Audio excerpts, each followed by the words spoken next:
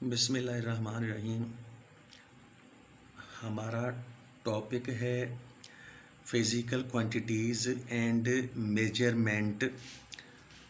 इस टॉपिक को हम 3 पार्ट्स में कंप्लीट करेंगे और हमने पर्चे देखे हैं लाहौर बोर्ड के और कराची बोर्ड के। तो कराची बोर्ड के पर्चों में बहुत ही कम काम आया हुआ है, जो कि आगे किसी पार्ट में आ जाएगा, वो आज नहीं आ सकेगा। लेकिन लाहौर बोर्ड वालों ने इस टॉपिक से ज़्यादा काम दिया हुआ है, तो आज की वीडियो में तो वही चलेगा। तो हम शुरू करने जा रहे हैं। देखिए, क्वेश्चन नंबर 1 है, what is a physical quantity? Give 2 examples. Lahore के लिए LHR ये शॉर्ट में लिख दिया 2019 वाले पेपर में। क्वेश्चन का आंसर देखिएगा, ये physical quantity is the property of A phenomenon और सब्सटेंस और बॉडी। यानी कि फ़िज़िकल क्वांटिटी जो है वो कोई ऐसी प्रॉपर्टी होती है किसी फिनोमिनन की या सब्सटेंस की या किसी बॉडी की प्रॉपर्टी होती है, जो प्रॉपर्टी कैन बी क्वांटिफाइड। यानी आप उसको क्वांटिफाई कर सकें कि कितनी क्वांटिटी में है, इसकी क्वांटिटी कम है या ज़्यादा है, उसकी क्वांटिटी को आप फाइंड आउट कर सकें। कैसे कर सकेंगे? By measurement. नापने तोलने के अमल के साथ उसको आप क्वांटिफाई कर सकें, उसकी क्वांटिटी फाइंड आउट कर सकें। तो ऐसी कोई प्रॉपर्टी होती है, उस प्रॉपर्टी का नाम होता है फिज़िकल क्वांटिटी। या ये देखिएगा, या that can be found by the comparison of quantities. या तो वो क्वांटिटीज़ के कंपैरिजन से फाइंड किया जा सके। मतलब यह हुआ कि फ़िज़िकल क्वांटिटी जो है ज़रूरी नहीं है कि डायरेक्ट ही कोई चीज़ हो, बल्कि हम किसी और क्वांटिटी यानी 2 क्वांटिटीज़ को कंपेयर करें तो तब भी फ़िज़िकल क्वांटिटी बन सकती है। वो मैं आगे आपको बताऊंगा। तो बात यह है कि हमने एक हिस्से का आंसर तो कर दिया, यानी डेफिनेशन बयान कर दी फिज़िकल क्वांटिटी की। अब आगे एग्जांपल्स आ रही हैं, क्योंकि क्वेश्चन में कहा था कि 2 एग्जांपल्स बयान कर दो। ये देखिएगा, number 1, mass is a physical quantity. Mass जो है वो फिज़िकल क्वांटिटी है। It is measured by a physical balance. इसको फिज़िकल बैलेंस से मेजर किया जा सकता है। And its unit in SI is kilogram. तो बात यह है कि ये जो मास वाली फ़िज़िकल क्वांटिटी है, इसको फिज़िकल बैलेंस से मेजर करते हैं और मास की जो यूनिट है वो किलोग्राम है। आगे देखिए, example number 2, time is a physical quantity. Time it is measured by a clock. Time को किससे नापते हैं? क्लॉक से नापते हैं, यानी घड़ी। And its unit in SI is second. यानी टाइम नापने की जो यूनिट है वो सेकंड है, जैसा कि 5 सेकंड, 10 सेकंड, 8 सेकंड। और इसी तरह से किलोग्राम के हवाले से 4 किलोग्राम मास के लिए, यानी 7 किलोग्राम वगैरह वगैरह। नेक्स्ट हमारे पास है question number 2, what is meant by base quantities and base units? Base quantities और बेस यूनिट्स से क्या मुराद है? तो पहले बेस क्वांटिटीज़ को देखते हैं आंसर में। उनको फंडामेंटल क्वांटिटीज़ भी कहते हैं, इसलिए और करके फंडामेंटल क्वांटिटीज़ मैंने लिखा हुआ है। आइए देखते हैं फंडामेंटल क्वांटिटीज़ या बेस क्वांटिटीज़ क्या होती हैं। देखिए, fundamental physical quantities are independent quantities. Independent quantities होती हैं ये, बस इतना याद रख लेना काफ़ी है फ़िलहाल इस स्टेज पर।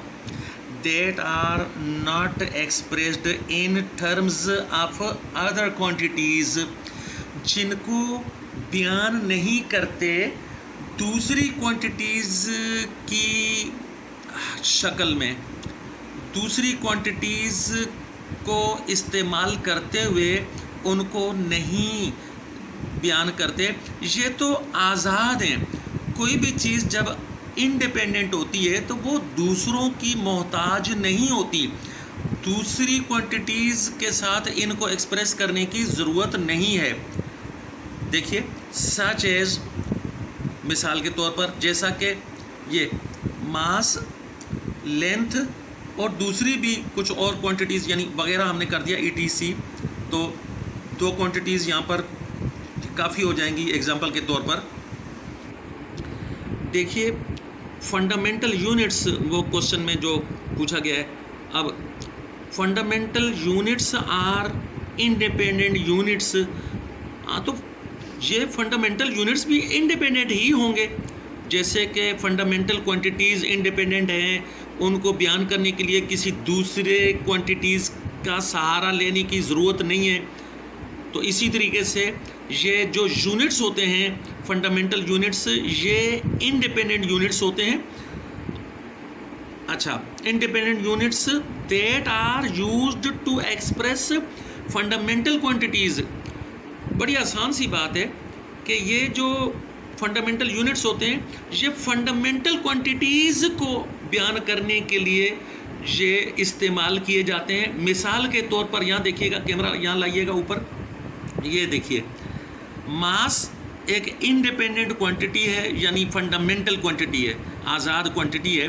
तो इसके बयान करने के लिए जो यूनिट होगा किलोग्राम, वो भी इंडिपेंडेंट यूनिट है या उसको हम बेस यूनिट कह सकते हैं। इसी तरीके से लेंथ जब फंडामेंटल क्वांटिटी है तो इसको बयान करने के लिए जो लेंथ की unit metre, 5 metre, 4 metre, 3 metre, length नापने के लिए जो यूनिट होती है वो भी फंडामेंटल यूनिट ही होगी।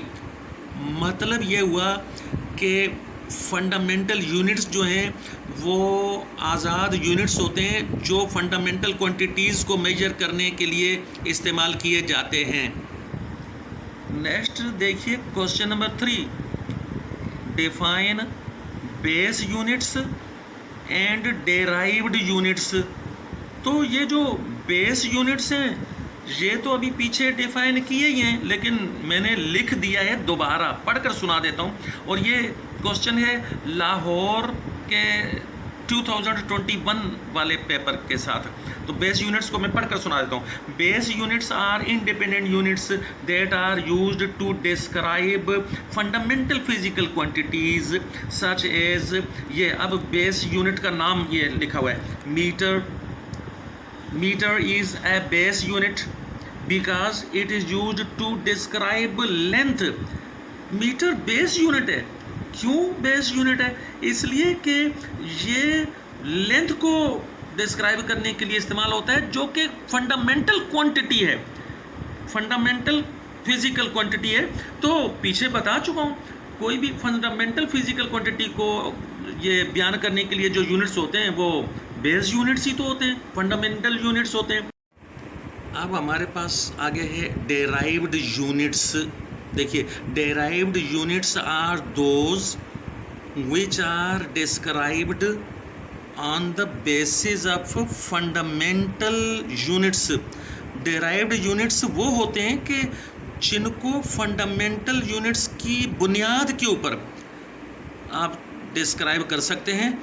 वो अलग से उनकी कोई पहचान नहीं होती है, बल्कि फंडामेंटल यूनिट्स को इस्तेमाल करते हुए डेराइव्ड यूनिट्स को बयान किया जाता है। आगे देखिए, such as the unit of speed, जैसा कि स्पीड की यूनिट जो है वो डेराइव्ड यूनिट है। तो ये the unit of speed is, क्या होती है वो स्पीड की यूनिट? Metre per second. ये स्पीड की यूनिट ये होती है metre per second, which is expressed in terms of metre and second. यानी कि वो जो मीटर पर सेकंड है वो अलग से तो कोई चीज़ नहीं है, बल्कि उसमें मीटर इस्तेमाल लफ्ज़ हुआ है और सेकंड इस्तेमाल हुआ है। तो मीटर भी फंडामेंटल यूनिट है और सेकंड भी फंडामेंटल यूनिट है। इन दोनों की बुनियाद के ऊपर एक नई यूनिट बनी है जिसका नाम है मीटर पर सेकंड, वो पिछले पेज पर, तो वो स्पीड की यूनिट है। तो ये जो metre and second that are fundamental units, तो इनकी बुनियाद पर स्पीड की यूनिट बनी है। तो किन की बुनियाद पर? इनकी बुनियाद पर कि जो फंडामेंटल यूनिट्स हैं इनकी बुनियाद पर बनी है। नेक्स्ट हमारे पास क्वेश्चन है, क्वेश्चन नंबर 4, ये right the names of base quantities. ये LHR में पहले बता चुका हूँ, लाहौर की शॉर्ट फॉर्म। लाहौर के पर्चे में 2021 उसमें ये क्वेश्चन आया हुआ था, बेस क्वांटिटीज़ के नाम लिखने हैं। तो वहाँ पर ये मांगा जाता है मसलन 4 क्वांटिटीज़ के नाम लिखें या 3 के लिखें, लेकिन मैंने जानबूझकर वो ये तादाद मेंशन नहीं की है ताकि हम सारी ही बेस क्वांटिटीज़ के नाम लिख दें, फिर जितनी की रिक्वायर्ड हो उतने फिर आप लिख दीजिएगा। तो आंसर देखिए, नेम्स ऑफ बेस क्वांटिटीज़ या नेम्स ऑफ फंडामेंटल क्वांटिटीज़, ये 7 क्वांटिटीज़ ये आपने याद रखनी है। 7 क्वांटिटीज़ होती हैं, 1 2 3 काउंट, मतलब ये तो काउंटिंग तो लिखी हुई है लेकिन मैं बस नाम पढ़ के सुना देता हूँ। Mass, length, time, temperature, electric current, amount of substance, luminous intensity. Next हमारे पास क्वेश्चन है, question number 5, define scientific notation and give one example. Lahore के पर्चे में 2018, 2019, 2021। तो ये बहुत इम्पॉर्टेंट चीज़ है जो कि ये कई जगहों पर चीज़ें ये काम आती रहती हैं। देखिए टॉपिक आंसर में मैंने ऊपर आंसर में लिखना भूल गया, लेकिन कोई बात नहीं। साइंटिफिक नोटेशन देखिए क्या होती है। Scientific notation is a method of describing numbers.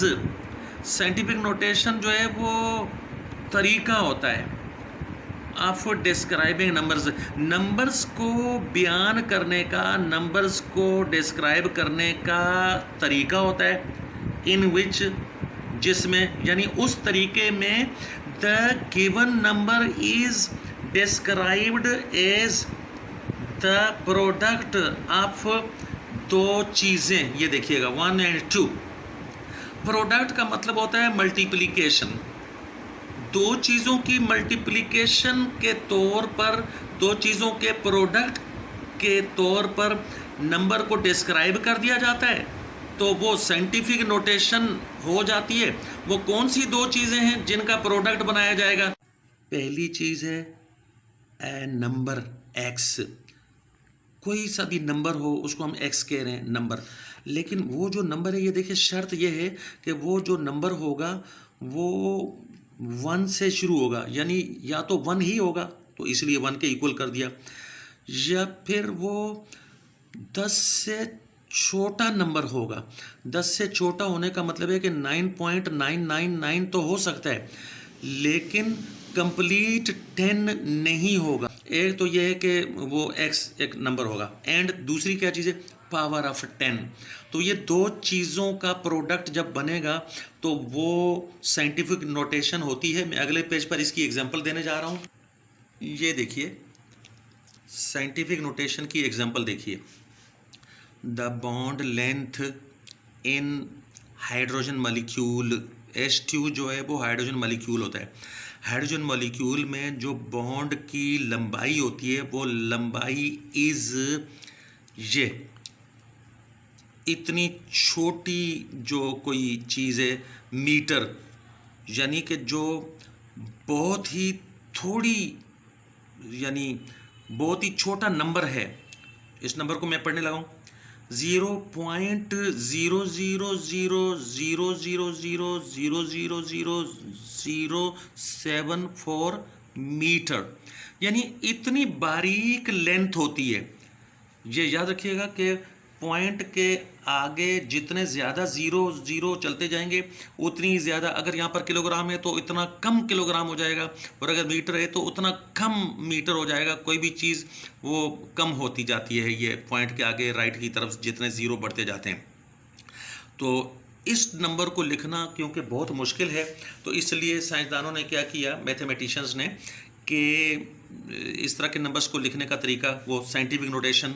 तो this can be described as, ये देखिएगा 7.4, तो हमने इसको 7.4 लिखा है, और 7.4 करने में जो है वो जो पॉइंट, ये देखिएगा पॉइंट शिफ्ट किया है 1 2 3 4 5 6 7 8 9 10 11, यानी 11 जो डिजिट है पॉइंट की शिफ्टिंग हो गई है, तो इसलिए -11। ये अलग से भी चीज़ें आपको सिखलाई जाएंगी, आपके टीचर्स स्कूल में सिखलाएंगे, या मेरे सामने अगर कोई चीज़ इस तरह की आएगी तो मैं भी इरादा रखता हूँ सिखलाने का। तो इस तरीके से साइंटिफिक नोटेशन देखिएगा, मैंने कहा था अभी थोड़ी देर पहले कि दो चीज़ों का प्रोडक्ट होता है, तो प्रोडक्ट का मतलब मल्टीप्लिकेशन, तो वो दो चीज़ों की मल्टीप्लिकेशन, एक चीज़ तो ये नंबर आ गया देखिए 7.4, और दूसरी चीज़ क्या है, पावर ऑफ 10। ये पूरी की पूरी चीज़ को पावर ऑफ 10 बोलते हैं। तो दो चीज़ों के प्रोडक्ट की शक्ल में जब लिखते हैं तो ये नंबर, इसको बोलते हैं साइंटिफिक नोटेशन। हम अपना लेक्चर आगे इस सिलसिले की नेक्स्ट वीडियो में जारी रखेंगे, और आज के लिए यहाँ तक काफ़ी है।